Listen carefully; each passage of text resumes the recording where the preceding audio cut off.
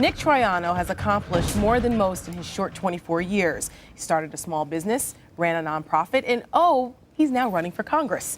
He's running in District 10 in Pennsylvania, located primarily in the northeastern portion of the state. Nick was a Republican, just like Tom Marino, the man currently holding the seat. But after Troiano witnessed the government shutdown, he says he realized both political parties were failing the country, and he's running now as an independent. He's entirely citizen-funded, meaning he's taking no special interest money, and we're happy to be joined by Nick today here in studio for Q&A. Nick, welcome. Good to be with you, Tara. Joining us. So, why Congress? Why now? Well, I think, frankly, America deserves a lot better than politics as usual. And if we remain on our current path, with the big challenges facing our country and a political system unable to meet them, most Americans believe the next generation and future Americans are going to be worse off than the people who are here today. And that would violate what has been a long-held American value, which is generational equity. We ought to leave the next generation a bit better off.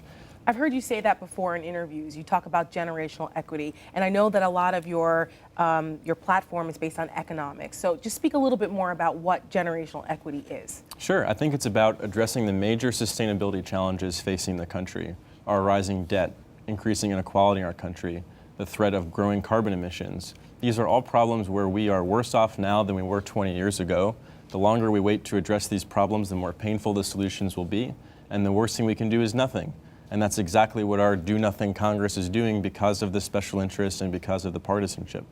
Do-nothing Congress. That sounds like the other side. The Democrats throw that at Republicans all the time. But I think it's interesting, though, that you've decided to take the independent route. And as a millennial, you know, I'm a Generation Xer. We used to be the cool ones, but you guys have come in and taken over now. Now you're cooler than we are.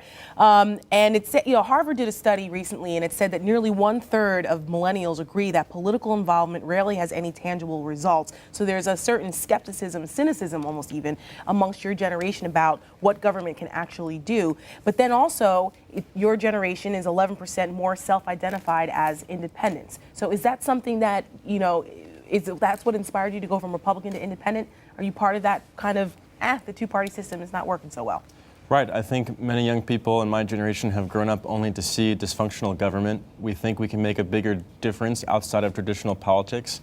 I happen to believe differently. I think that if we are going to make progress on the big issues, that young people need to get involved in traditional politics, and not just by advocating on the issues, but by getting involved in our electoral process. Right now, we have one of the oldest and longest-serving Congresses in our history.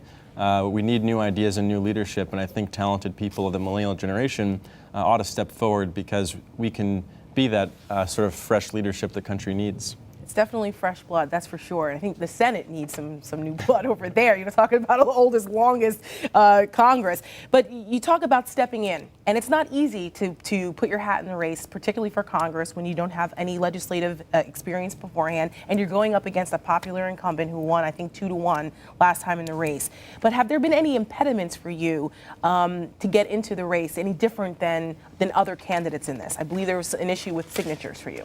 Yeah, absolutely. If the two parties agree on one thing, it's to make it hard for anyone else to compete with them. So there's a bit higher signature threshold. There's very little infrastructure for fundraising.